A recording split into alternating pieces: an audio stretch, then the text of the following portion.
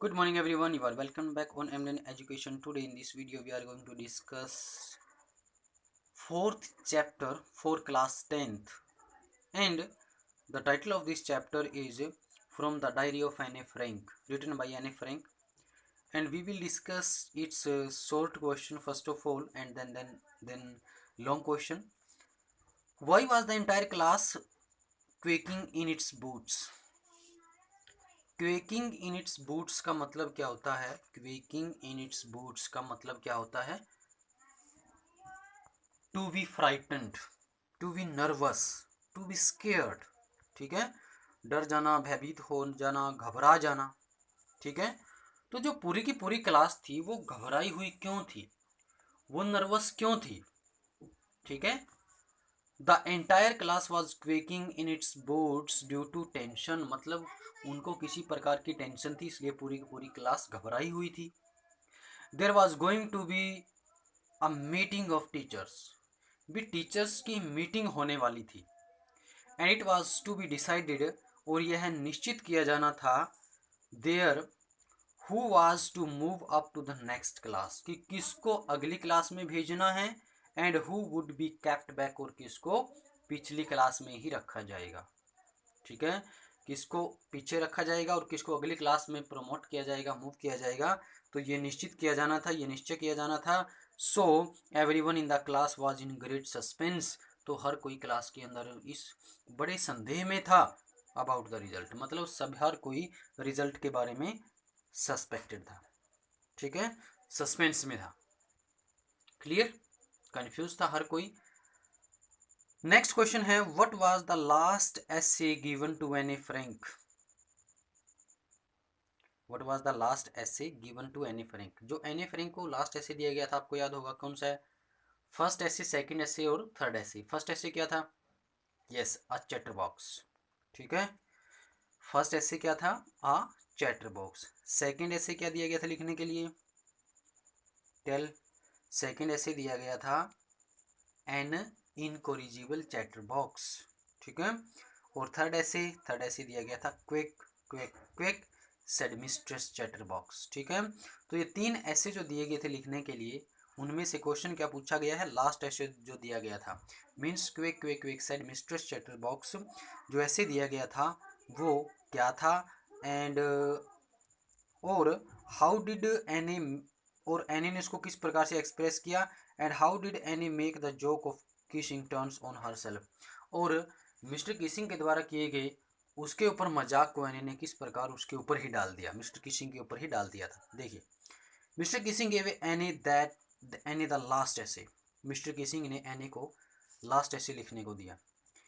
It was quack quack quack said Mr Chatterbox. ठीक है, and he decided to write it in verse, और verse का मतलब क्या था? वर्स मतलब पोएट्री, पोएट्री मतलब पोयम। ठीक है, वर्स, प्रोज। ठीक है, प्रोज क्या होता है? जैसे बोलते हैं ना गद्य पद्य, तो ये होता है गद्य और ये होता है पद्य। ठीक है, वर्स क्या होता है? पद्य। प्रोज क्या होता है? गद्य। ठीक है, जैसे हिंदी के अंदर होती है ना, तो एने ने उसको वर्स के अंदर मतलब पोइट्री, एक लिरिकल वे के रूप में लिखने का निश्चय किया।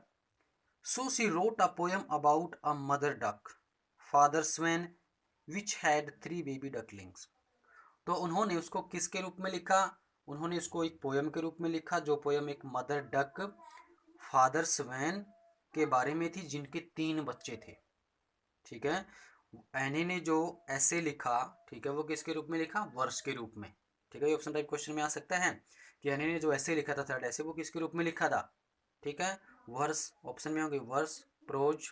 ठीक है, इस तरह से ऑप्शन दिए जाएंगे, तो किसके रूप में लिखा था? वर्स के रूप में। ठीक है, तो वो किसके बारे में था? मदर डक, फादर स्वेन, उनके 3 बेबी डकलिंग्स के बारे में। ठीक है, and the father swan bit the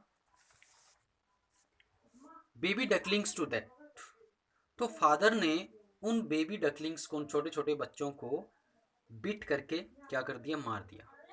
it was because they quacked too much, और ये इसलिए था क्योंकि वो बहुत ज़्यादा बोलते थे। मतलब एनी ने देखो क्या किया, क्योंकि एनी भी क्लास में बहुत ज़्यादा बोलती थी। ठीक है, तो उसने एक ऐसी कहानी बनाई जो कि बिल्कुल एग्जैक्ट सेम उसी के अकॉर्डिंग हो, और क्या हो, मिस्टर कीसिंग जो ऐसे व्यक्ति के रूप में रिप्रेजेंट हो जो मतलब बुरे हों, ऐसा दिखाने की उन्होंने कोशिश की। द रेफरेंस वाज ऑब्वियस, और जो रेफरेंस था, जो संदर्भ वो बिल्कुल स्पष्ट था, ठीक है। The father Sven was Mister Keesing, और ये जो रेफरेंस था बिल्कुल स्पष्ट था कि जो फादर स्वेन है वो कौन है, मिस्टर कीसिंग है, ठीक है। मतलब वो एनए को क्या करते हैं, वो एनए को अपनी क्लास में बोलने से मना करते हैं, ठीक है। Thus Anne put the joke on Mister Keesing, इस प्रकार एनए ने उस जोक को मिस्टर कीसिंग के ऊपर ही डाल दिया, ठीक है। समझ में आया कि फादर जो स्वेन था उन्होंने अपने 3 बच्चों को मार दिया था क्योंकि वो बहुत ज़्यादा बोलते थे, काएं काएं करते थे। इसीलिए मिस्टर कीसिंग को फादर स्वेन के साथ क्या करके, उसका कंट्रास्ट करके, उसका कंपैरिजन करके, ठीक है, मिस्टर कीसिंग को स्वेन के रूप में दिखा करके एनी ने उनके ऊपर जोक किया, ठीक है। नेक्स्ट क्वेश्चन है जो कि लॉन्ग क्वेश्चन है, मोस्ट इंपॉर्टेंट क्वेश्चन है। Paper has more patience than people, भी लोगों में इतना धैर्य नहीं होता जितना किसमें होता है, कागज में होता है। मतलब लोगों की अपेक्षा कागज के अंदर धैर्य ज्यादा होता है। पेशेंस क्या होता है, धैर्य। पेशेंस क्या होता है, धैर्य। एक्सप्लेन करें, ये एक प्रोवर्ब है, वैसे सेइंग है। Paper has more patience than people is a saying, ये क्या है, एक सेइंग है, ये कहावत है। एक सेइंग क्या होता है, प्रोवर्ब, कहावत। When we talk to people, जब हम लोगों से बात करते हैं, they listen to us as long as we are able to sustain their interest, तो वो हमसे उतनी देर तक ही बात करते हैं या हमें उतनी देर तक ही सुनते हैं जितना कि हम उनके इंटरेस्ट को बनाए रखने में कामयाब होते हैं या बनाए रखते हैं। जब तक उनका इंटरेस्ट हमारी बातों के अंदर सस्टेन रहता है, बना रहता है, तब तक वो हमें सुनते रहते हैं। And they get bored very soon, और वो जल्दी ही क्या हो जाते हैं, बोर हो जाते हैं।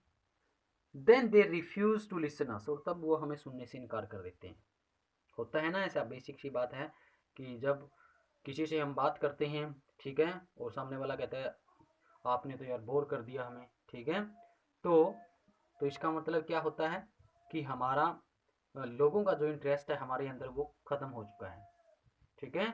तो इसलिए वो हमें सुनने से इनकार कर देते हैं। And they leave us on one pretext और द अदर, तो फिर वो बहाना बना करके बच निकलते हैं, मतलब चले जाते हैं। प्रिटेक्स्ट मतलब बहाना। दस देयर पेशेंस इज एग्जॉस्टेड, तो इस प्रकार उनका जो धैर्य है वो खत्म हो जाता है। एग्जॉस्टेड मतलब खत्म हो जाना, मतलब लोगों का धैर्य खत्म हो जाता है, वो हमें ज़्यादा देर तक नहीं सुन सकते, वो हमें ज़्यादा देर तक सहन नहीं कर सकते, ठीक है।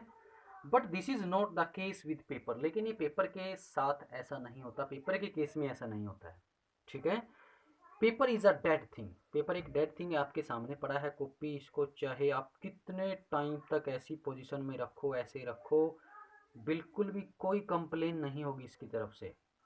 आप इसके ऊपर पेन चलाओ, क्या आप किसी व्यक्ति के हाथ के ऊपर यदि पेन चलाओगे ज़्यादा जोर से तो उसको दुख होगा, वो आपको फिर क्या करेगा, वो आपको उसका रिस्पॉन्स देगा।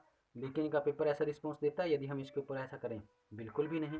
तो पेपर के केस में ऐसा नहीं होता, पेपर से हम बात करते रहें, बात करते रहें, क्या ये बोर होता है, नहीं होता, बिल्कुल भी नहीं होता, ठीक है। क्या ये तंग होता है, क्या ये हमें हमें ऐसा कहता है कि नहीं अब हमसे बात मत करो, ठीक है, मैं बोर हो गया हूँ, अब मेरे ऊपर ना लिखो, अब मैं बोर हो गया हूँ, मैं तंग हो गया हूँ, मुझे दुख होता है, मुझे दर्द होता है, ठीक है, ऐसा नहीं होता। Paper is a dead thing, paper एक डेड थिंग है। You can do anything to a piece of paper, तो आप एक पेपर से कुछ भी कर सकते हो। यू किक इट, आप इसको किक कर सकते हो। टीयर इट, आप इसको फाड़ सकते हो। हम फाड़ते हैं, बेसिक सी बात है, ठीक है। एक पेज का ना जो वो राउंड सी शेप बना करके उसको किक करते हैं, फेंक देते हैं, हम इसको फाड़ देते हैं। थ्रो इट, फेंक देते हैं। शिंक इट, इसको पानी में डुबो देते हैं, ठीक है। ड्रॉ इट, इसके ऊपर कुछ ना कुछ ड्रॉ करते हैं, लाइन खींचते हैं। एंड ईट इट, और कई तो ऐसे होते हैं पेपर को खाई जाते हैं। तो मतलब कहने का ये है कि पेपर के साथ आप कुछ भी कर सकते हो। It won't lose is its patience, यह अपना धैर्य नहीं खोता है। But it is not as such with the people, भी पेपर अपना धैर्य नहीं खोएगा, आप कुछ भी करो चाहे, लेकिन लोगों के संदर्भ में ऐसा नहीं होता, लोगों के केस में ऐसा नहीं होता। They have a limit to it, उनके पास इस बात की सीमा होती है, एक लिमिट होती है। So paper has more patience than people, paper की कोई सीमा नहीं है, ठीक है। पेपर में टाइम की कोई सीमा नहीं है, वो आपके ऊपर डिपेंड करता है, आप कितना पेपर के ऊपर लिख सकते हो, कितना उसको तंग कर सकते हो, कितना आप कॉपी खोल के बैठ सकते हो, कितना आप किताब खोल के बैठ सकते हो, ये आपके ऊपर डिपेंड है। किताब कभी नहीं कहिए आपको कि मैं बोर हो गई हूँ, मुझे पढ़ना बंद करें, ठीक है। तो इसीलिए पेपर में लोगों की अपेक्षा ज़्यादा धैर्य होता है। And the Athar has used it in context of writing her diary, और यही वजह थी राइटर ने, राइटर कौन है, टेल मी, राइटर कौन है, एनी फ्रैंक, यस। तो एनी फ्रैंक ने क्या किया, अपनी डायरी लेखन के संदर्भ में पेपर को यूज किया। क्या नाम रखा था इन्होंने, वो कमेंट करें, अपनी डायरी को क्या नाम दिया था वो कमेंट करें, ठीक है। और कब उन्होंने डायरी लिखना स्टार्ट की थी, वो डेट, वो भी आप कमेंट करें। तो ये क्वेश्चन थे आपके, जो 2 थे वो शॉर्ट क्वेश्चन, 1 लॉन्ग क्वेश्चन। तो I hope it they clear to you, and if you have any doubt, comment it. Okay, till then, have a good day, stay home, stay safe.